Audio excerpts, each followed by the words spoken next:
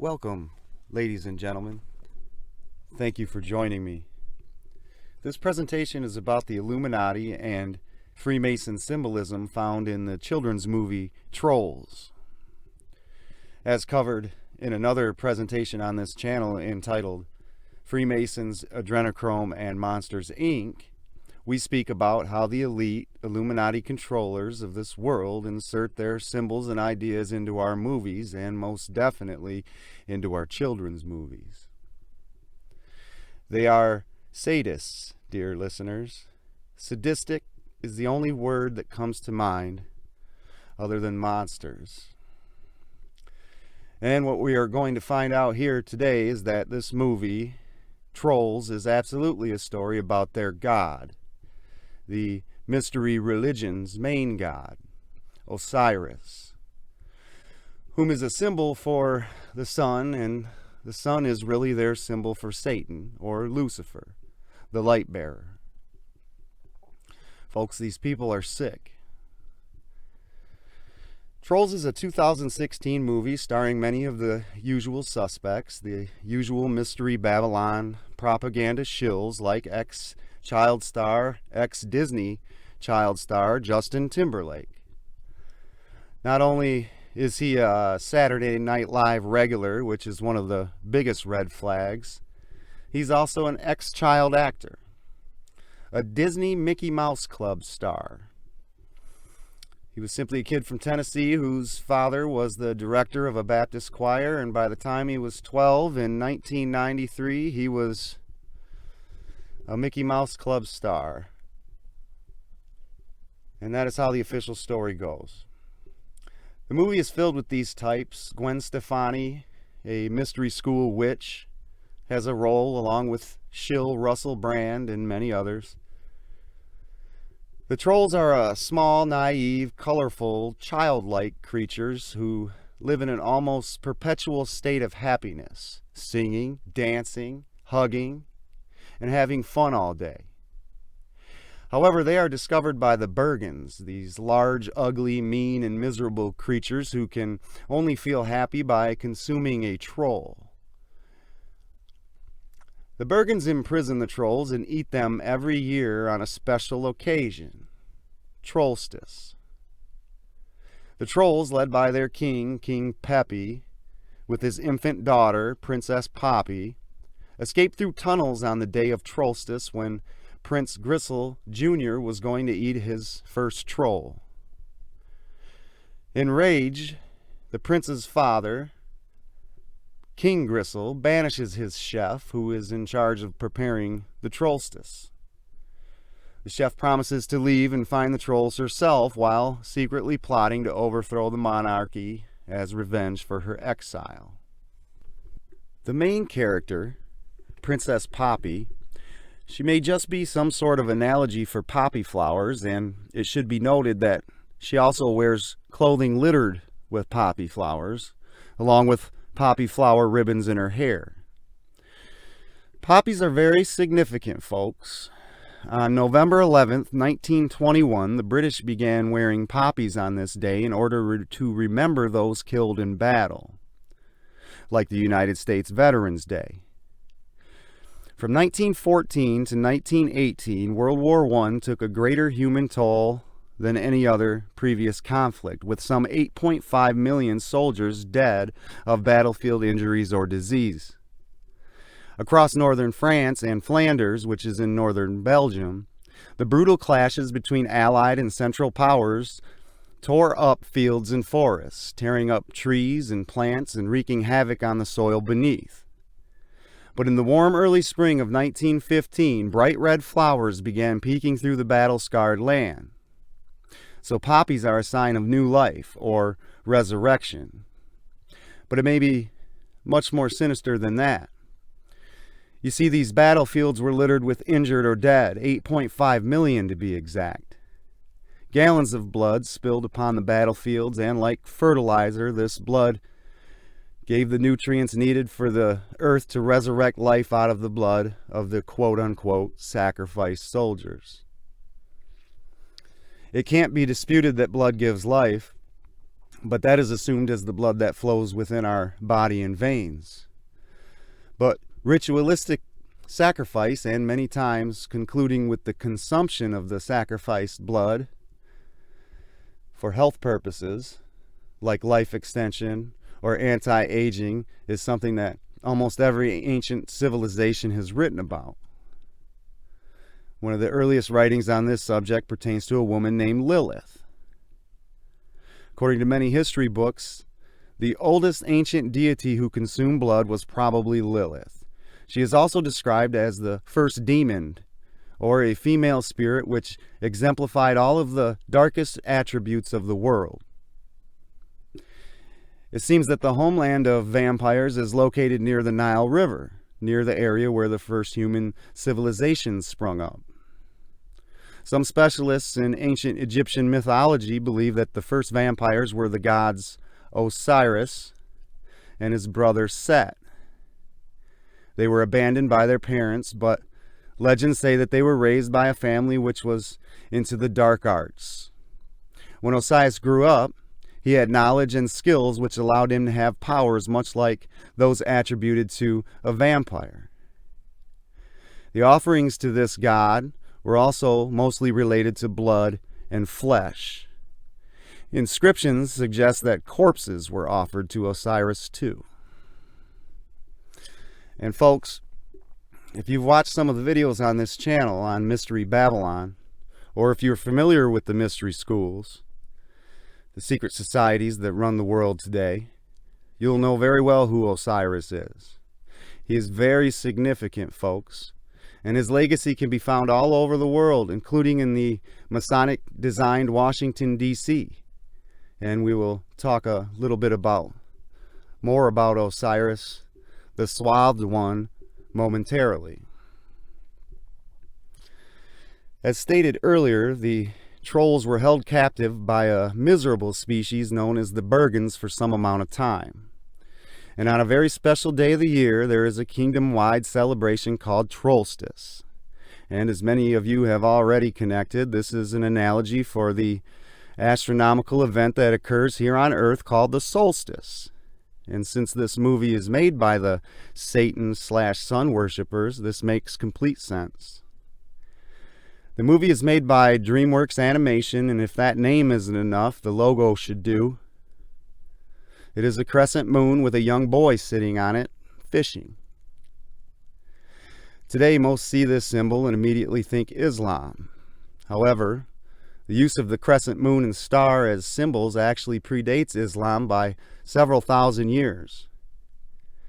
Information on the origins of the symbol are difficult to confirm, but most sources agree that these ancient celestial symbols were in use by the peoples of Central Asia and Siberia in their worship of the sun, moon, and sky gods. There are also reports that the crescent moon and star were used to represent the Carthaginian goddess Tanit, or the Greek goddess Diana, also known as Artemis. And of course, the boy fishing on it, that pertains to the age of Pisces, the fish, the age that the sun currently resides in.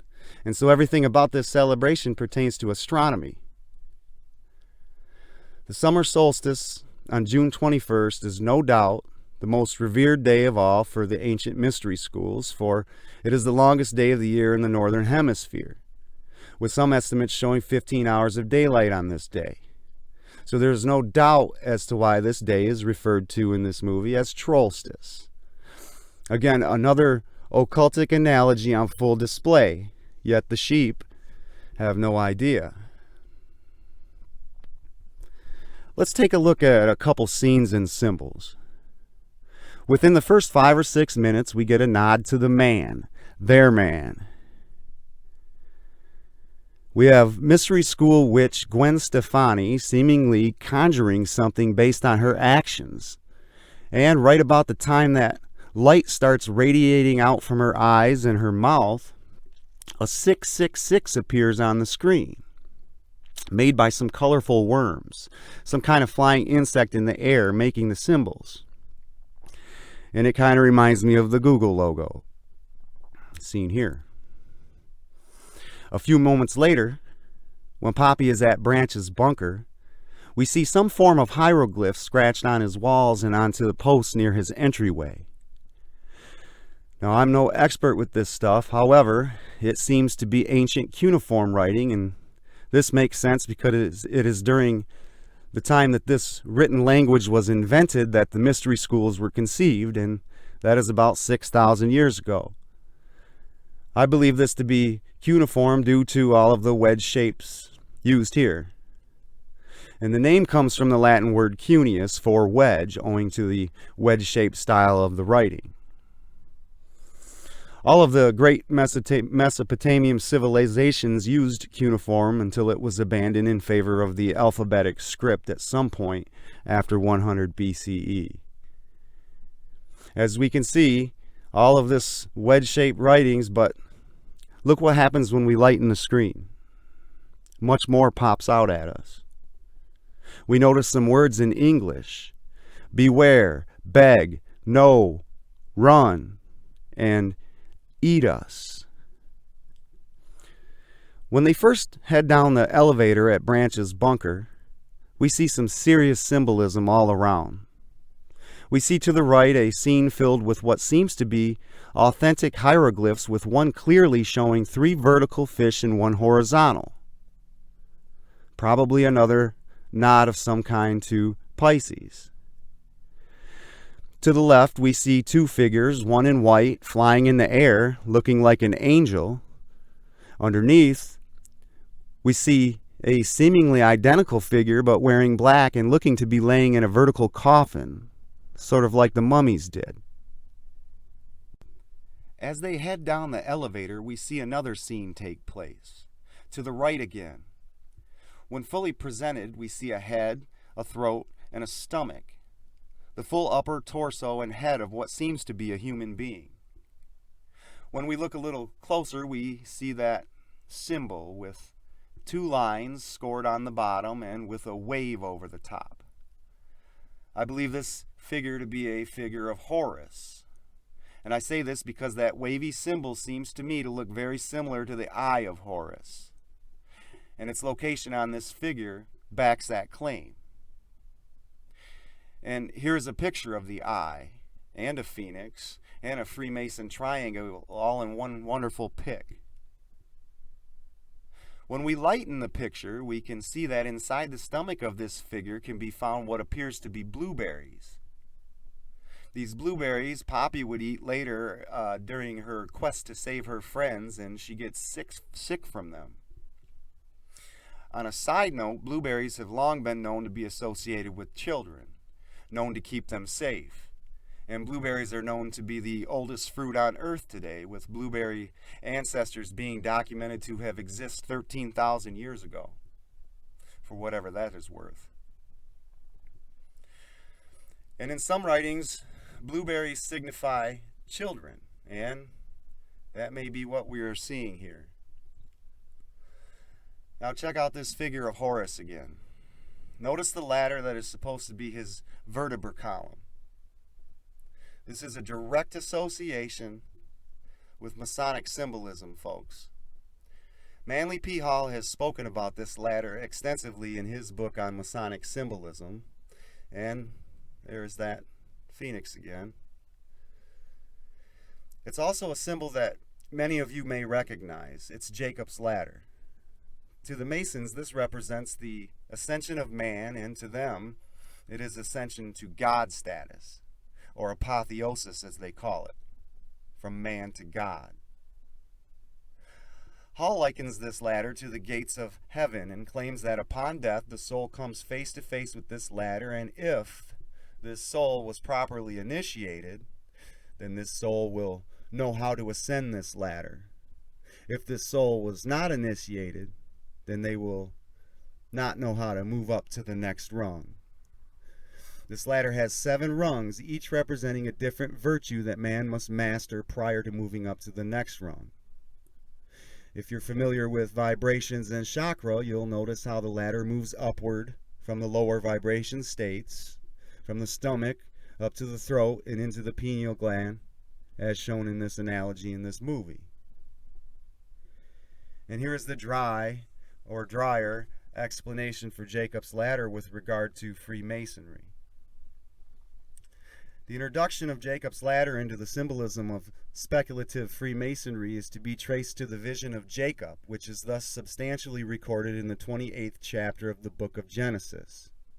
When Jacob, by the command of his father Isaac, was journeying towards Padanaram, while sleeping one night with the bare earth for his couch and a stone for his pillow, he beheld the vision of a ladder, whose foot rested on the earth and whose top reached to heaven. Angels were continually ascending and descending upon it, and promised him the blessing of a numerous and happy posterity.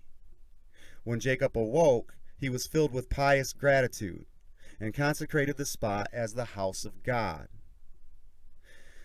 This ladder, so remarkable in the history of the Jewish people, finds its analog in all the ancient initiations.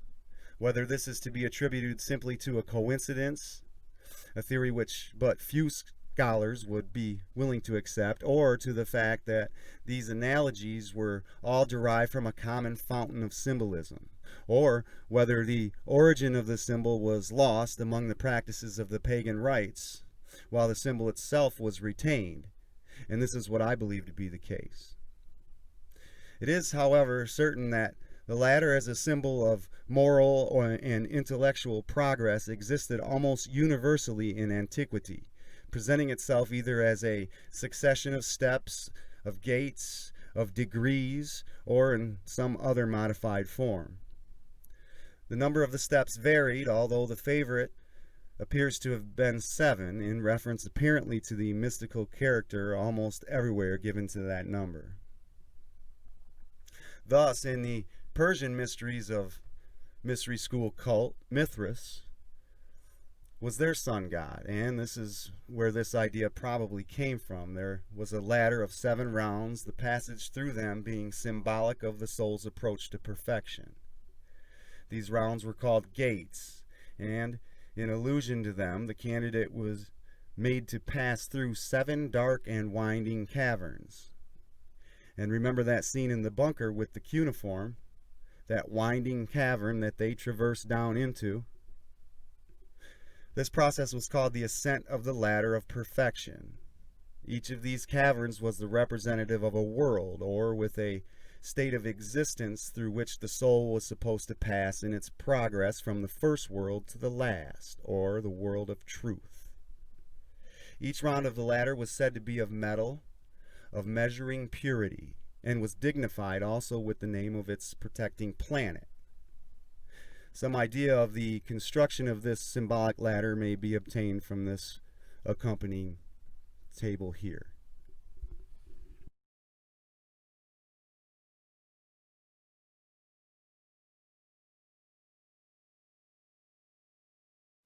And if there is anyone out there who is somewhat familiar with reading cuneiform or hieroglyphs, maybe you could check these out and see if you can get a translation for us.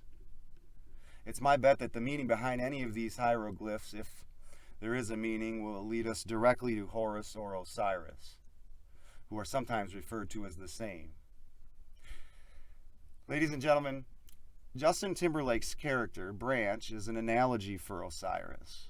They look very similar, but even more so is the skin color.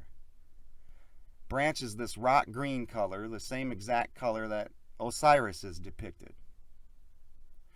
Osiris was purposefully noted as this color because to be depicted with green skin indicates his power to encourage the growth of vegetation. However, the ancient Egyptians recognized the cycle of growth and decay, and so green was also associated with death and the power of resurrection. According to Plutarch, Set, Osiris's brother, either drowned or killed Osiris.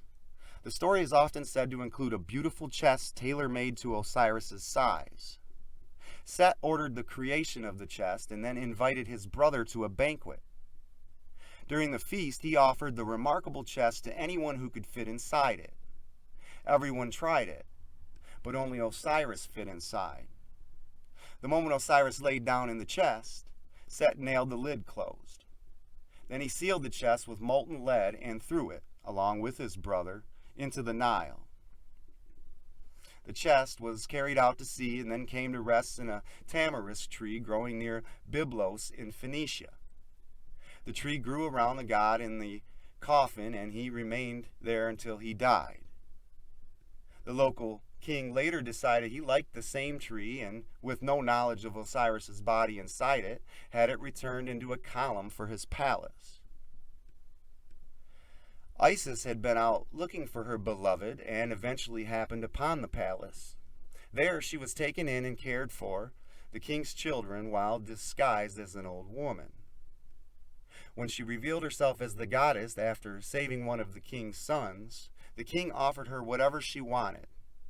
She chose the column, and thus Isis found Osiris's remains. The goddess returned to Egypt with her husband and worked to reconstitute his physical body. Then Isis transformed herself into a bird. She used magic words and the beating of her wings to revive him, and then conceived a child with him. That child was Horus. She then hid her husband's body and went off to raise her son. But Set encountered Osiris's body while he was out hunting one day. To prevent his brother from gaining the burial he deserved, the enraged Set cut Osiris's body up into 14 pieces. The body parts were then scattered across Egypt. Isis discovered what had been done and gathered all of the pieces of Osiris's body that she could. The only part she could not find was his penis, which had been eaten by a fish. Isis patched up Osiris's body the best she could and prepared it for a proper burial. That's when they created the first mummy, which is why he is known also as the Swathed One. When the other gods, or at least Ra, saw this, they resurrected Osiris. But because he was incomplete, he could no longer rule in the land of the living. So he became the ruler and judge of the underworld, or the dead. Horus eventually avenged his father by killing Set and becoming the new king of Egypt. And his legacy can be seen today almost everywhere. The missing member that was never found has been erected all over the world as a reminder of the regenerative powers of this god. Here in Egypt, but also in places like Dublin or even Washington, D.C. And dear listeners, this story is the story of Tammuz of ancient Persian lore or Dionysus of ancient Greek lore. They're all the same. Branch is a depressed, melancholy troll who doesn't partake in any of the hugging, laughing, singing, or playing, all of the things that embody every troll. One could say that Branch was dead, at least dead inside, just like Osiris was. But just like Isis having a chance to resurrect Osiris, Poppy has a chance to resurrect Branch, and she does near the end of this movie when Branch begins again to sing and dance and be happy. He was reborn, thanks to Isis. Folks, Princess Poppy is Isis. She even looks eerily similar to her. And she also embarks on a journey to save loved ones, just as Isis did. Also, during Poppy's trip, she is eaten by what I believe to be a phoenix. The phoenix is a very significant symbol to them and Isis, and can be found throughout every mystery school religion sect, especially the Jesuits. The phoenix is burned to death and then resurrects itself according to the occult myth, and in this scene it eats Poppy but then lays an egg, and lo and behold, Poppy breaks out of the egg and is reborn. Initiated, folks, just like when Plato was laid in the dark center of the Great Pyramid for 3 days in the darkness and then resurrected or reborn 3 days later, reenacting the death of Osiris, completing his initiation into the highest levels of the cult. Poppy, or Isis, was being initiated, just as Plato and Pythagoras and many many others prior to her quote-unquote great work, as they call it, that she was charged with. And, of course, notice the Masonic square and compass on the egg itself. Something else to consider. When Poppy embarks on her journey to Bergentown to save her friends, she encounters many trials along the way. She seems to travel through the seasons and through the underworld as seen here, like Osiris, king of the underworld, walking through some sort of graveyard or boneyard. Also notice here that along her way she is attacked by some sort of spider-like insect and gets wrapped in a cloth-like web, or swathed, like the swathed one. Another direct correlation to Osiris, folks. Also notice Branch and Poppy's hairstyles throughout the movie, and also Lady Glitter Sparkles. Now notice one of the many depictions of Osiris and Isis in their headdresses. Going over a few scenes, of course we see the Masonic square and compass here, and then there are many more like this. Not sure what sort of town Bergentown is, but it looks like they have some strip clubs or porn shops, as we see here with the sign on one of those shops in town. As Poppy was headed to Bergentown to rescue the others, she runs into a butterfly, and we all know the symbolism of that. MK Ultra and mind control. It's also a pedophile symbol, so of course it has a butterfly scene in this movie. There's many references here to the 6 points. Back at Branch's bunker, there is what seems to be the Jewish 6-pointed star here. This scene shows a snowflake, and of course with 6 points on it. And almost every flower scene in this movie has 6 blossoms, even the poppies on Princess Poppy, and of course Osiris is symbolized sometimes with the 6-pointed star. The 6-pointed star is not a Jewish symbol, folks, but an ancient Egyptian symbol which Israel adopted later on. According to the mystery school sect, the Rosicrucians, the symbol comes from ancient Egypt. The 6 triangles formed is the Egyptian hieroglyph for the land of the spirits. It's also the ancient Egyptian seal of Solomon. Quote, "This 6-pointed star was the first sign or hieroglyph of Amsu. Amsu is the risen Horus. Horus is Osiris' son, or even Osiris himself in some myths. The first man-god risen in spiritual form. Yes, even before Jesus. The 6-pointed star is also associated with the worship of Saturn, who may very well be Horus, but that's for another presentation. Therefore, the beast is Saturn, or Satan, and his mark is the 6-pointed star. And here is the storm scene on Saturn. According to the Bible, this star is adulterous. It is known as the Star of Remphan. From Acts 7:43. Yea, ye took up the tabernacle of Moloch, and the star of your god Remphan, figures which ye made to worship them. And I will carry you away beyond Babylon. The mark of Cain was worshipped by the Israelites in the wilderness as the star of Remphan. Both Chiun and Saturn are identified as Cain, so Remphan is also the mark of Cain. Since Chiun and Cain are linked with Saturn, the planetary name for Satan, the mark of Cain was the mark of Saturn, a 6-pointed star. And what would a movie made by these folks be if we don't have the Masonic G?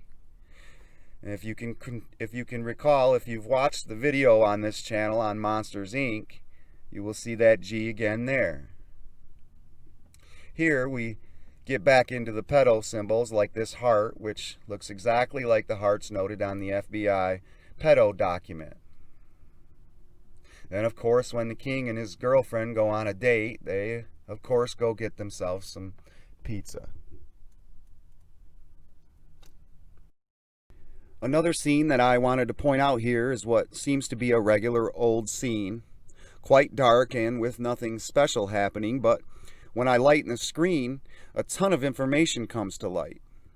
Check out these symbols on the wall behind Lady Glitter Sparkles. There are some very odd-looking symbols, but not completely foreign. I cannot find the pictures now, but these symbols can be linked to a theory called the Saturn polar configuration. And this was covered in a video on this channel in the Mystery Babylon series. The Dawn of Man, I believe. This symbol represents what the sky looked like during the theorized time when Saturn was Earth's pole star. Finally, I'm sure you've all heard about the Shriners. And let's start with the establishment description from Wikipedia. Shriners International, also commonly known as the Shriners or formerly known as the Ancient Arabic Order of the Nobles or the Mystic Shrine, is a Masonic society established in 1870 and is headquartered in Tampa, Florida. Shriners International describes itself as a fraternity based on fun, fellowship, and Masonic principles of brotherly love, relief, and truth. There are approximately 350,000 members from 196 temples. In 1870, there were several thousand Freemasons in Manhattan, many of whom lunched at the Knickerbocker Cottage at a special table on the second floor. There, the idea of a new fraternity for Masons, stressing fun and fellowship, was discussed. Florence, a world-renowned actor, while on tour in Marseille, was invited to a party given by an Arab diplomat. The entertainment was something in the nature of an elaborately staged musical comedy. At its conclusion, the guests were initiated and became members of a secret society. Florence took copious notes and drawings at his initial viewing and on two other occasions, once in Algiers and once in Cairo. When he returned to New York in 1870, he showed his material to Walter Millard Fleming. Fleming created the ritual, emblem, and costumes. Florence and Fleming were initiated August 13, 1870, and they initiated 11 other men on June 16, 1871. In the past, Shriners have practiced hazing rituals as a part of initiating new members. In 1991, a would-be Shriner sued the Olaika Shrine Temple of Lexington, Kentucky over injuries suffered during the hazing, which included being blindfolded and having a jolt of electricity applied to his bare buttocks. Sounds normal, right? The Shrine's charitable arm is the Shriners Hospital for Children, a network of 22 healthcare facilities in the United States, Mexico, and Canada. And this is probably how these tools are best known, for working with the sick children. And folks, lately it seems as though the ones of whom we are to trust the most end up being the most evil. Knowing what you all know about these secret societies and their pedophilia, this has to raise some red flags. It does for me. So why does this movie seem to include a platoon of Shriners? It seems as though they are there to protect the palace and the king. And maybe their very special Trostis meal. Guards, if you will. They are seen all throughout this movie. Without going too much into these pedophiles, I will just simply read to you the Shriners recognition test. This is how two Shriners who have never met before can determine whether the two are initiates. According to the manuscript, question: then I presume you are a noble? Answer: I am so accepted by all men of noble birth. Have you traveled any? I have. From where to what place have you traveled? Traveled east over the hot burning sands of the desert. Where were you stopped at? Ladies and gentlemen, he answers, at the devil's pass. What were you requested to do? I was requested to contribute a few drops of urine. Why were you requested to do this? Answer: as a token of my renouncing the wiles and evils of the world and granted permission to worship at the shrine. At what shrine did you worship? At the shrine of Islam. Did you ride? Yes, I rode a camel until I paused to dismount. Then what did you do with your camel? I tied him. Where did you tie him? I tied him to a date tree, where all true shiners should do so. And then both say, at the same time, yes, I pulled the cord, rode the hump, I have traversed the hot, arid sands of the desert to find peace and rest in the quiet shades of the oasis. Ladies and gentlemen, this children's movie is a movie about Satan, or Osiris. And I hear that they are making a sequel, and without knowing, I'll bet everything I got, which isn't a whole lot, that this movie will be about Branch and Poppy, or Osiris and Isis, having a baby. And that baby will be an analogy of Horus, the risen king.